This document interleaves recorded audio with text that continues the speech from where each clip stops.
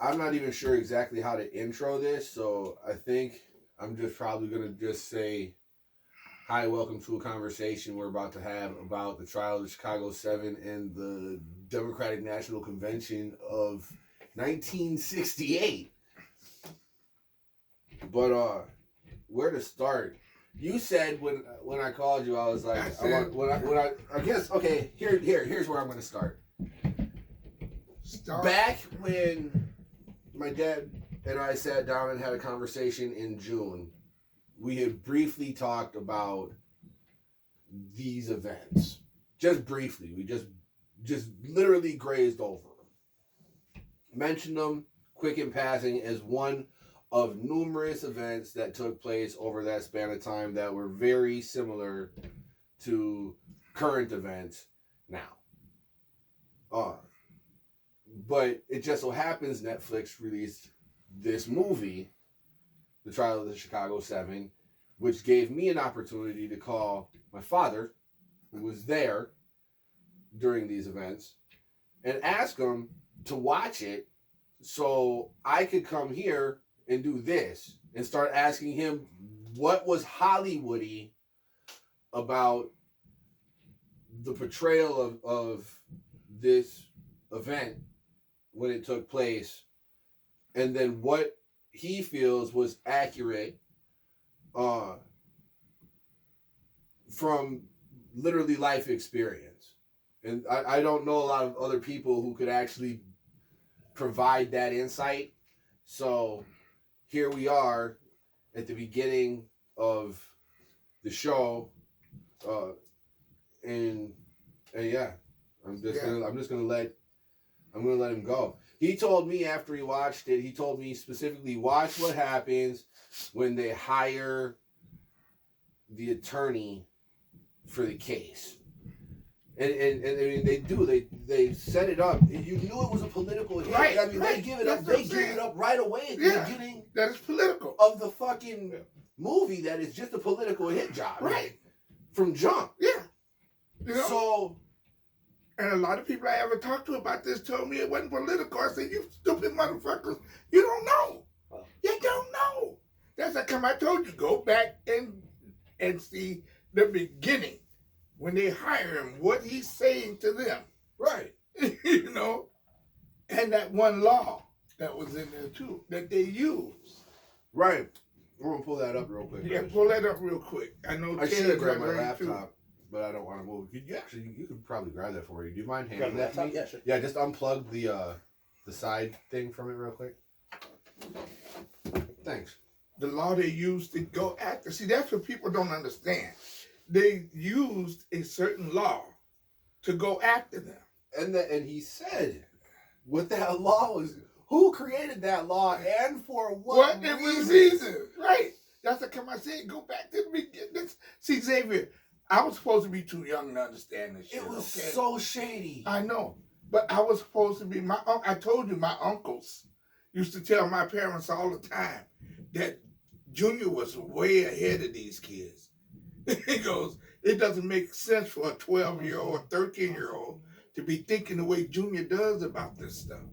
I was all into this shit early on why, what, who, what are they doing, how are they doing. I don't know how, I feel like, I don't know, maybe it's just because I'm the person that I am, because I was raised by you, or my mind is the way that it is, but I don't know how you could have grown up in this time and not have been involved. What? In that? Well, at least try and be knowledgeable about what the government was trying to do to us as a race. I know that you were, but I'm saying I would be. I'm hard pressed, but I get it because I sort of get it because even now there's people that are like, I don't fucking care about that shit. But David, that's what I'm saying. But because of what it is, the gravity of what it is, the timing of what it was, the level of importance of what it meant to just even live as a black person in America, how you could not and at least be 65% involved or knowledgeable. I was 100%. The police knew me, okay? The police knew me well enough to where They call me at home and say, little Willie Jr., we got somebody who said you did something. And I said, I don't fuck around. They said, yeah, we know, but we need to see you. I said, well, send a car to pick me up. And they would drive and come to the house, and I would go downstairs, and your grandmother would see me getting into the police car. And she'd go, what the hell is it? I get in the police car, they take me to the station, figure I wasn't the person, and bring me back home. That's how involved I was. They actually asked me, they said, why don't you organize these motherfuckers, Willie? Junior, you should organize them. Get them in. I said, why should I do that? I said, you know why I'm not going to do that? And he goes, why? I said, because I don't trust them. I don't know who would have my back. I said, I'm a better number 2 in command than I am a number 1. Because if somebody comes to me and puts a suitcase full of money on the table and say, we need you to look the other way while we kill Ted. Right. Okay? I'm going to say, oh, all right. And then I'm going to take out my phone. No, I'm going to take out my phone. Yeah, I'm going to call Ted and say, Ted, are you busy? Yes, and we got a fucking problem. And Ted will go, well, what's the problem? I say, the problem is I got a suitcase full of money and 2 dead motherfuckers in my office. Okay? Get here. We got a problem. And then I'm going to tell you, these motherfuckers want to kill you. Now, if I help them kill you, who they going to kill next? Thank you. Yep. Okay? And we've played these games, not games, but we've had these conversations when we were little kids. Right. When we were little kids, and it was Dad explaining things like... Not that you're actually my dad, but you know what I mean. I had for all of the viewers I had... We've been around this whole thing. I've had, in my club, okay, you talking about the whole Disciple Nation. In order to have a club, you have to have 100 members in your club. That's the rules for the Disciple Nation. I had 25 members.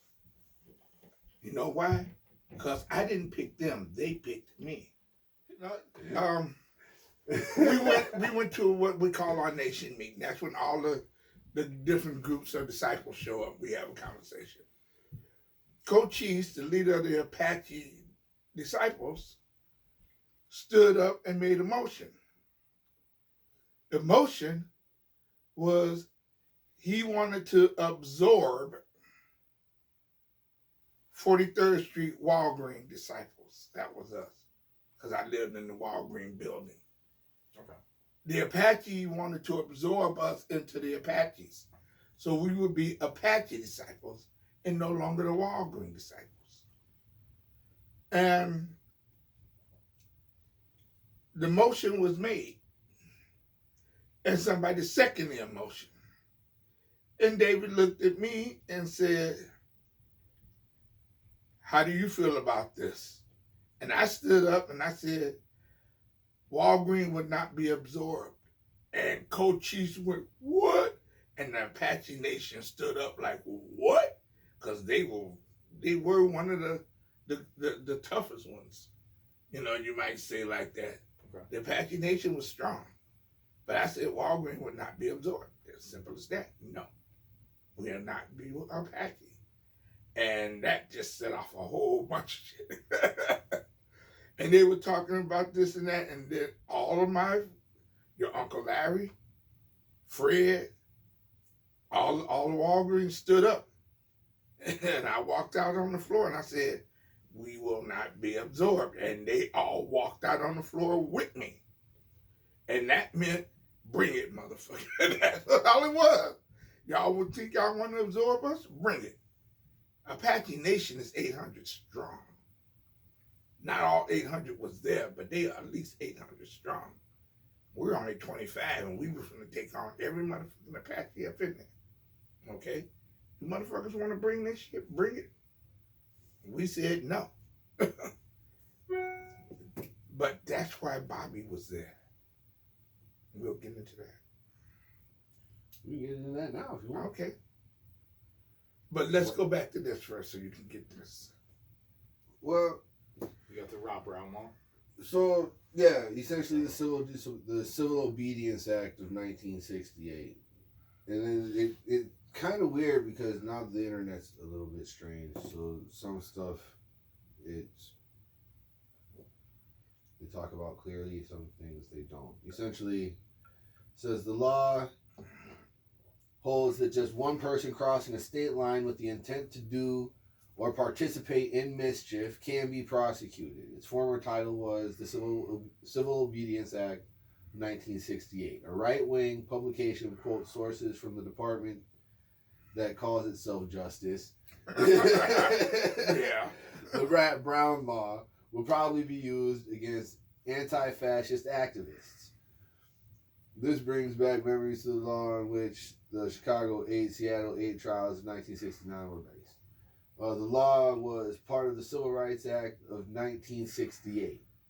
Other parts of the act outlawed, among other things, discrimination in housing. But in 1968, the imperial state was worried about other matters as well. This is written on the Black Agenda Report, so if it sounds militant, that's why. I'm sure they're not the first. I'm sure they're not the first. The law was popularly named for African American leader H. Rat Brown. Its formal title was the Civil Obedience Act. We already just said that. Right. Student activists at Berkeley, Columbia, and elsewhere had shown their power. Fighters against racism had grown weary of slow, uncertain progress in the courts. They sat in, marched, boarded segregated buses and trains, and their thousands confronted injustice. Resistance to the Vietnam War was so powerful that the government undertook a two-front offensive. On January 5th, 1968, the federal grand jury indicted Dr. Benjamin Spock and 4 other activists for conspiracy to obstruct the draft and to encourage registrants to turn in or destroy their draft cards. These Dr. Spock and friends were getting a judicial trial. Selective Services Systems Director General Hershey issued regulations that any draft registrant who defaced or destroyed his draft card would be summarily ordered to report for induction into the armed forces. Thousands of young men had refused those orders and faced prison until the Supreme Court held that the procedure was unlawful. Let's see. Cover that one. This will get into some other stuff. Crime Control Act. This is extensive paper. Let's see. The Rat Brown law is based on the idea that just one person crossing the state line with the intent to do or participate in mischief is dangerous enough that he or she ought to be prosecuted. And how will the state know of this forbidden intent? By his or her writings or speech, duly intercepted, or by the compelled testimony of his comrades. One is reminded that in the bad old days in England, it was a crime to compass, that is, to imagine the death of a monarch. I can keep going with some of this stuff, but you get the gist of what it is. Yeah. It's essentially a bullshit excuse if somebody wants to prosecute you for something and you aren't from a location, they can do it. They can just do it. Yeah. I'd say more. Yes, it's bullshit. More important than being bullshit, though, it's selectively enforced. Very selectively enforced. And I mean, I can name somebody right now that could probably get charged under that. Yeah, I think we can both name a couple of I can name a lot of them. But here's the thing with selectively enforced. It wasn't intent to be used against white people. That's what they he blatantly says it. He was like it was created by Southern whites to stop blacks from being able to gather in mass and to stop the blacks from up north from coming down to the south and telling them different, And mind you, this is a federal law, right? Not a state law. Not a state law. This isn't federal, Alabama or Mississippi saying we're going to charge your people if you send them down here. This is the federal government, right? And enforcing this idea. And here's the thing: I have in 1968. I have some issues with what black people were taking down there that they were trying to show about the freedom of black people up north. I have an issue kind of with that, with the Reverend Jesse Jackson. I don't mean that man. I don't care. Off topic. Expansion. We'll do another Jesse show on that. Okay, that's involved in that too, but it's a lot of that. It's just. Is that part of what was happening? If it ties in, tie it in. Oh, just you saying that you had some issue with the. I mean, was it the equating of? No, well, I have an issue with who Jesse Jackson took down to Mississippi with him to represent black representation up north.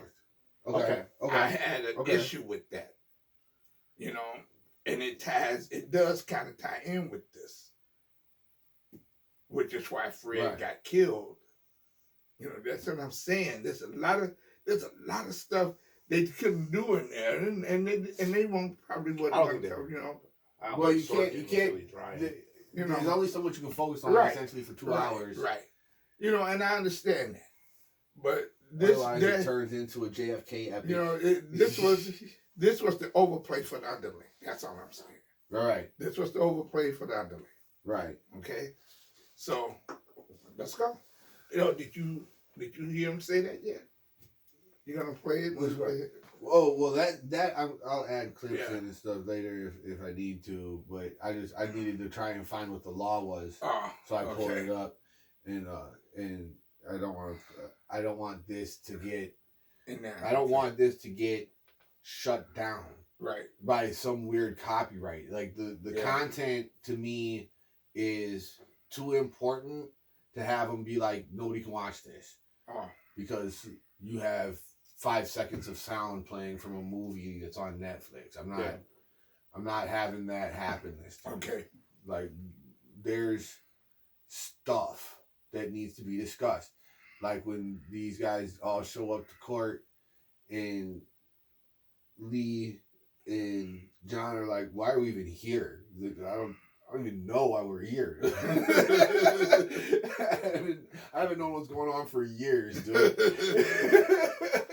Straight up and down. And then the other side, like I said, you know, you notice all of them came in because they had been like supposedly bonded out or whatever. I have no idea, you know, but Bobby was the only one that was already under arrest and brought in handcuffs. You know. He was wanted for suspicion of murder in Cincinnati. Was it? Yeah, Connecticut. Connecticut. And he didn't. And obviously he wasn't guilty of that. Right. They even say that at the end of the movie. Well, they know he wasn't guilty. They knew he wasn't guilty of it. He was the leader of the Black Panther Party. They were trying to get him. From jump with that whole thing, what boggled my mind. Still, because I tried to go back and watch it a second time, and still, I don't know how even the prosecuting attorney could continue to work without acknowledging, at the very least, that he didn't have legal representation there. I can't believe that and there was plenty of proof. Because his boss was sitting next to him. You know? I know, but that was his boss. But still, well, I mean, you know, he's under order. Don't you get disbarred for that? Isn't that part of the whole thing? You can't. How you gonna get disbarred for doing something when your boss is sitting there allowing you to do it? I just feel like it's no. It's a blatant. Right. It's a blatant display, a vulgar display of an abuse of power. Right. Absolutely. From the Attorney General's office and the Justice Department, straight down from the top down. And how it could be allowed, that it's so farcical, it's so ridiculous, it's so blatant, it's so asinine.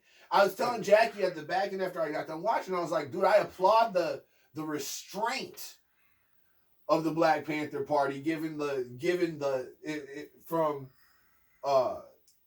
how at least the party had been described to us as we were growing up through school about how violent or radical the Black Panther Party is supposed to be. If they were truly that violent, if they were truly that radical during this trial, with all of this shit that's going on, if they were, seriously, I would have to stand up and applaud the restraint of the party to allow this type of a blatant abuse. They were making it publicly known. Oh yeah, they were outside the courtroom. They were making it definitely known to us what they were doing, and the purpose was to incite riots.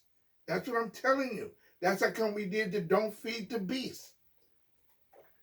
Remember? Yeah. The other thing about it, that's how come when you said you watched it, you wanted. I'm telling you, it tells you. They told you what they did.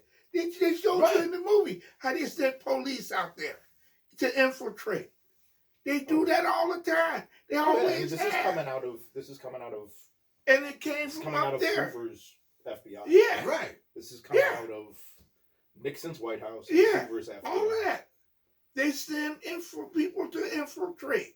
Oh yeah. You know, and if you don't know who they are, and you're not looking for them, you follow them, and you follow their lead because you think this person is on your side. They are not. Yeah. When you're talking about the DA and the judge, I will tell you that, and this sounds like a terrible thing to say. Don't get me wrong. This is absolutely horrible. Everyone knows that what happened was awful. But I'll say that every single case that goes up to a district court and gets overturned for a civil rights violation or, an unfair trial or not having representation or an illegal search. Yeah. Every single case that gets overturned had some asshole in the case underneath it that let it go by and some judge let it go by. Yeah. Right. I mean, that's obviously, or else it wouldn't exist like that. Yeah. But that's what I mean. There's a lot more of those people out there that let it go by. I mean, dude, look at some of the trials that have gone to the Supreme Court in the last 10 years. Executing people who somehow received a fair trial, but they have an IQ of 65. Right. People who, kids that are in 4 days of routine interrogation without a lawyer or their parent being called. Right. So there's some asshole who lets it go by. There's some DA who's like, nope, this is fine. This is going to look good on my numbers. Yeah. I'm going to keep up that 97% that I've got going. And I'll throw any fucking kid in jail to do it. Sorry. Yeah. That's... There's some that should, like I said, there's different attitudes. And they don't just do it, and people are so fixed on, they do it probably more to blacks than they do to whites, but they do it to whites. That's the thing. So they do it to both. They do it more to us and more harshly to us than they do to anybody else. And the proof of that is, in the trial system, in the prison system. Mm-hmm. So, and the juvenile system. Yeah, as well. Because a juvenile, your juvenile record is supposed to go away when you're 18. But if you were a rich kid that got arrested for auto theft, it goes away. Yeah. If you're not a rich white kid, or you black or any other nationality, that's a felony that doesn't go away. That stays on your record. It goes off that kid's record. He's probably a senator now, though. Yeah, you should get expunged at 18. Yeah. You should have automatic expungement. It's only certain areas where... But I had to, like I told him, I had to go to the police department and have them take my name off a list. Yeah.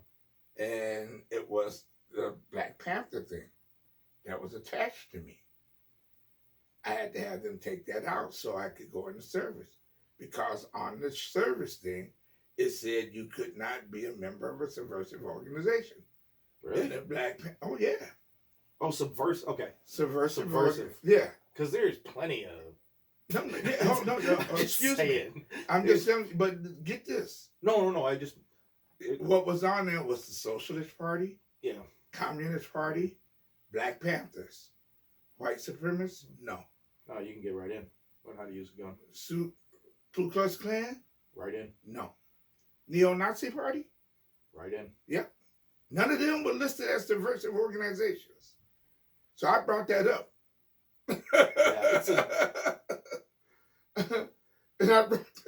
And they looked at me like, what are you talking about, Smith? I said, I noticed that when the papers I was filling out said you couldn't belong to any of these organizations.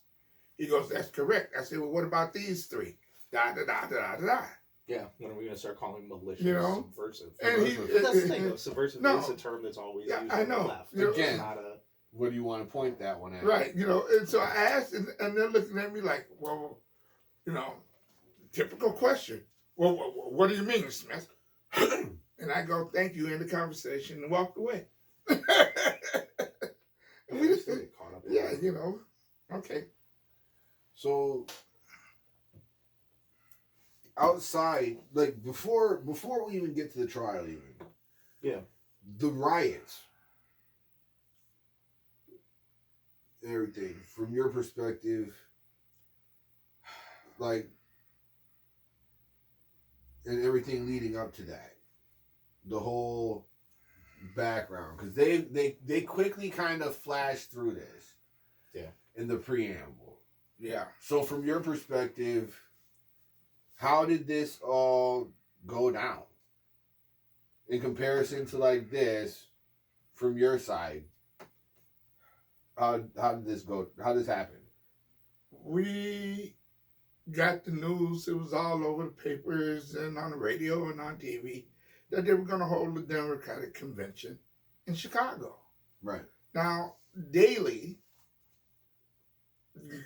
the man was, I guess, as big a gangster as any gangster in America. But he was a good man for Chicago. If Chicago needed to have it, Chicago had it, okay? It was there. That's why we have all those museums and all that stuff. Yeah. He made sure that it was a place that you could come and your family could actually be, and you can do a lot of family things together. It was great on that side of the coin. Right. The other side of the coin is that the police was his own personal gang. Right. Okay? If he gave an order, they just followed it. And one of the orders he gave during the Democratic convention had to do more with the fact that the Black Panther Party was going to come. Not just to be there to be part of that. They weren't coming to be part of the Democratic convention rally. Right. They were coming to organize the gangs in Chicago, to get the street gangs in Chicago to stop fighting with each other, form one united group with the Black Panthers so that we could start taking care of our own neighborhoods, our own people, start developing our own businesses within our community. This is what Bobby was coming to talk to all of us about. So it was essentially a ground zero meeting point. Right, for at the same time that there was a major political convention going on. Right. Okay. And what they did was they realized that Bobby was coming. Because Fred Hampton was running the Chicago. Right. And he asked him to come and speak. Right. Because Fred had talked to us. I was part of all of that meeting. Right. Where he was trying to tell us what we could do together. And I was, like I said, I was already into this. I was all on this. I'm going, yeah, this makes sense.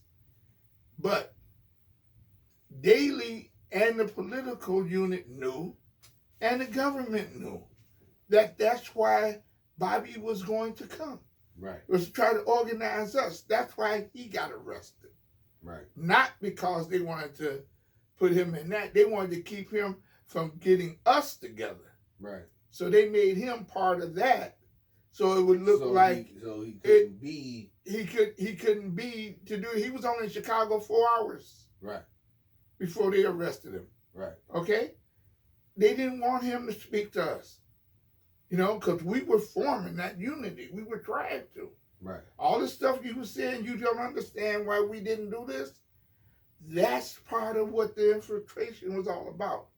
Bobby was there to scare white America.